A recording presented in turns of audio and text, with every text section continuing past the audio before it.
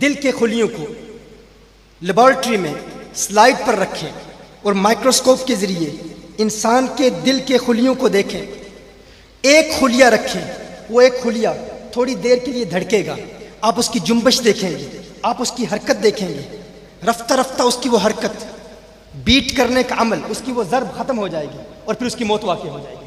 کہا یہ انسان کے دل کے خلیے کی خصوصیت ہے. ایک دل کے ایک خلیے کو سلائڈ پر رکھیں، مائکروسکوپ کے ذریعے دیکھیں، لیبارٹری میں آپ دیکھیں گے، تھوڑی دیر کے لیے اس کی حرکت دیکھیں گے، اس کی جنبش دیکھیں گے، لیکن رفتہ رفتہ اس کی موت واقع ہو جائے گی. کہا لیکن اگر دل کے دو خلیوں کو لیبارٹری میں سلائڈ پر رکھیں اور انہیں قریب کر لیں، وہ دو خلیے جب قریب ہوں گے تو آپ دیکھیں گے وہ پہلا خلیہ اس میں حرکت پیدا ہوگی، رفتہ رفتہ ان دونوں کی حرکت سنکرنائز کرے گی، وہ ریدمکلی سنکرنائز کریں گے، ایک ہی ردم میں، ایک ہی جنبش، ایک ہی بیٹ، ایک ہی ضرب میں ان کی دھڑکن، اس کی حرکت مل جائے گی. کہا جب یہ حرکت ملتی ہے تو وہ قوی خلیہ جو دوسرے سے زیادہ قوی ہوتا ہے وہ کچھ الیکٹرو میگنیٹک ویوز پروڈیوس کرتا ہے، الیکٹرو میگنیٹک ویوز کچھ لہریں پروڈیوس کرتا ہے. وہ لہریں اس کمزور دل کے ایک خلیے پر ایسے اثرات مرتب کرتی ہیں کہ وہ کمزور خلیہ بھی پھر کچھ لہریں پروڈیوس کرتا ہے، پھر وہ دونوں کی لہریں مل جاتی ہیں. اگر ان دونوں خلیوں کو سلائڈ پر قریب رکھو گے تو آپ دیکھو گے پھر وہ ایک ہی لے میں، ایک ہی تناسب میں، ایک ہی وزن میں ان کی حرکت ہوگی اور پھر کسی خلیے کی موت واقع نہیں ہوگی. یہ داتا صاحب کی بارگاہ میں یہاں بزرگ بیٹھے ہوتے ہیں باہر، اور ہر پیر کا اپنا ایک آستانہ ہے، وہ بیٹھے ذکر اللہ کر رہے ہوتے ہیں. کیوں ذکر کر رہے ہوتے ہیں؟ اچھا، اسی بات کو مارٹن ہاورڈ نے مزید اس پر وضاحت کی ہے. پروفیسر مارٹن ہاورڈ وہ کہتا ہے کہ یہ فقط انسان کے دل کے ایک خلیے کی خصوصیت نہیں ہے.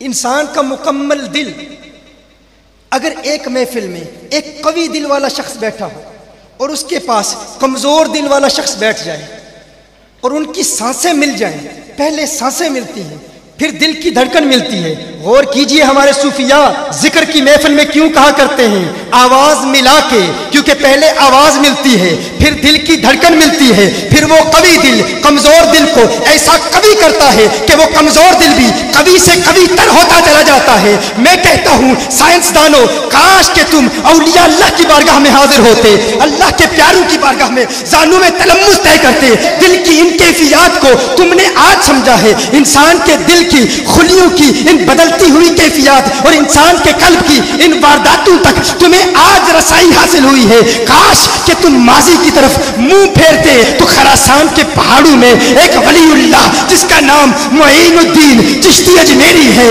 اللہ کی صدائیں بلند کرتا ہوا داتا کی نگری لاہور میں آتا ہے اور وہ میری نگاہوں کے سامنے چلا گائے خواجہ غریب نواز ہے. خواجہ غریب نواز داتا علی حجویری کی بارگاہ میں حاضر ہوتے ہیں، اپنا دل داتا علی حجویری کے دل سے ملاتے ہیں. کیوں ملاتے ہیں؟ کیونکہ انسان کے دل کے خلیوں کی جس حقیقت کو تم نے آج سمجھا ہے، انسان کے دل کے خلیوں کی جن وارداتوں کو تم نے آج سمجھا ہے، ہارٹ سیلز کی جو تھیری تم نے آج وضع کی ہے، رب کعبہ کی قسم آج سے سینکڑوں سال پہلے اسی تھیری کے پریکٹیکلز داتا کی نگری لاہور میں میرا خواجہ معین الدین چشتی اپنا دل داتا کے دل سے ملا کے ادا کر چکا ہے.